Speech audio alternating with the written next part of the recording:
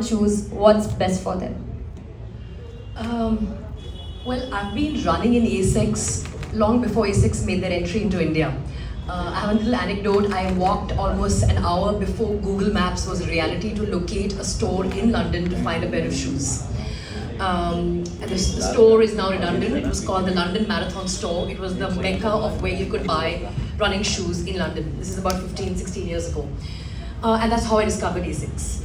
Because I was advised by the store manager that, they made me run on the treadmill. They of course did not have the fancy technology that you have here in your store, which every ASICS store has, where they can measure the way your foot lands and then can tell you whether your foot pronates or doesn't, or what is the recommended shoe for you depending on your style of running.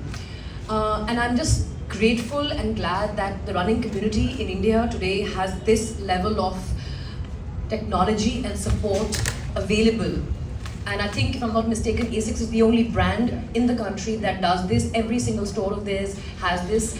And my next step is going to be to make sure I get my son's foot assessed. So coming back to answer your question specifically, I think knowing how your foot strikes the ground is a really important part of choosing your shoe. The shoe that works for me may not work for Swati, who's here. Hello, how are you? So all of us have different styles of running in terms of the way our foot makes contact with the ground.